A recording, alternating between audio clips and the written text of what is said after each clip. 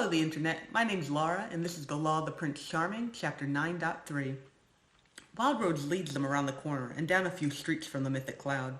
The Storytellers Guild is just as mismatched as the rest of the city, only all condensed into a far smaller area. And presiding above it, as well as the rest of the city, is the Rainbow Tower. The front of the building is graced by two massive doors covered in leather and stamped to resemble the design of a storybook, although the trio gems are magicless glass.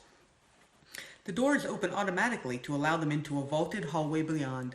Columns of bluish-white marble run the length of the hall.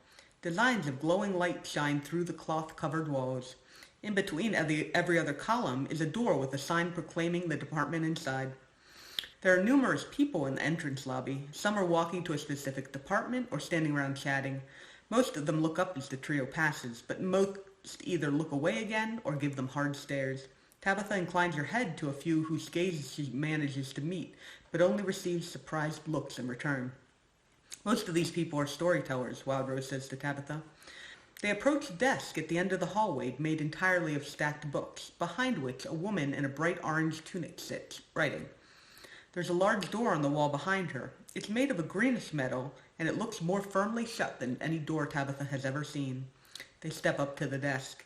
The woman continues writing for a moment before looking up. Good morning, Secretary, Wildrose says. The Secretary beams. What can I do for you today?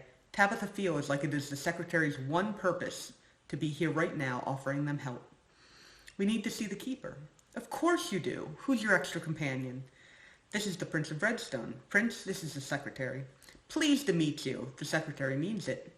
Past this point as storytellers only, I can't break the rules just for you. The Secretary looks so disheartened that Tabitha suddenly feels guilty for having come. I'm sorry, I'll leave, Tabitha says. You're not leaving, Wildrose says.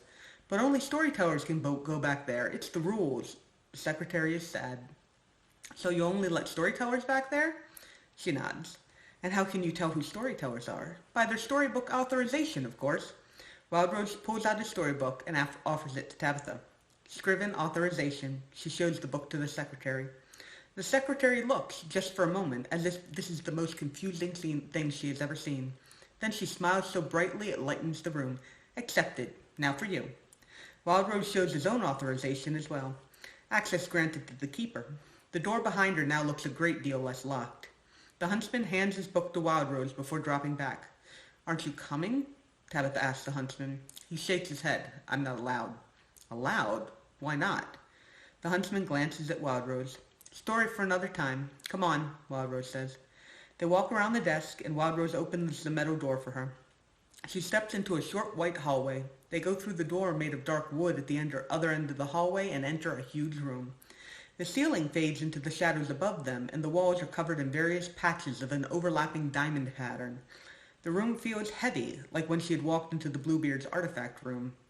An Einri with glowing purple on its wings flutters out of the back and lands on the counter holding an object that is far larger than it is. It tilts its head at them for a moment before flying back into the darkness. Behind the counter sits a woman with warm brown skin and black hair in a braid.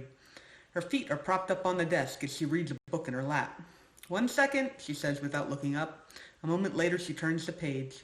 Tabitha looks past her to the shelves that stretch up into the darkness. All of them are filled to the brim with items of every shape and size. Oh, hey! She closes the book and looks up at Wildrose. Your storybooks are overdue. Tell that to whoever assigned us our most recent mission, Wildrose says. While you're here now, hand over those beauties. She stands up, then frowns and looks at Tabitha. I don't know you.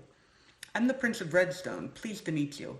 That's, hi, I'm the Keeper. She looks at Wildrose. How did he get past the Secretary? He's a she. I don't think that answers my question. You don't need to tell people I'm a girl, Tabitha says. It's just confusing. You said we should use female pronouns. You can, but I'm still introducing myself as a prince.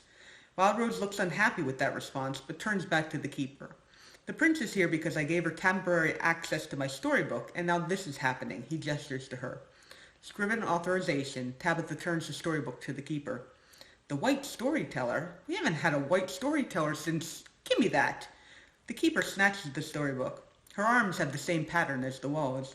Tails, there's barely any magic left. I'll have to charge it before I can do any diagnostics. She whistles sharply. The Einri comes back and lands on the Keeper's shoulder. It has a bag in its claws that the Keeper retrieves. You know better than this. If the storybook runs out of magic, we'll lose any information that hasn't been transferred. Well, you could always teach me how to change the gems myself, Wildrose smiles. I knew it, the keeper glances up. You're trying to put me out of a job, aren't you? Wildrose nods solemnly, and the keeper grins in return. That's an Einry, isn't it? Tabitha asks. Sure is, the keeper replies. She closes the storybook and manipulates the gems on the cover until they pop out one at a time.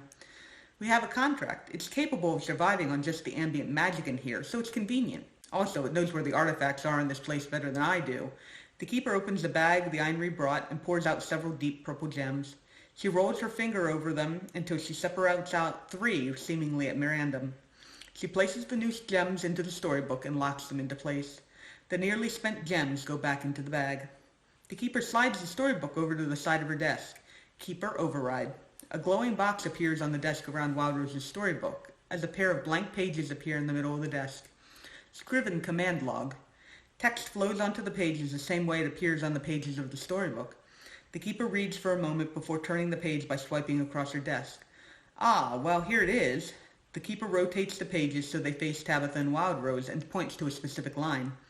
Book assignment, Wildrose reads. I only set up temporary permission. You did.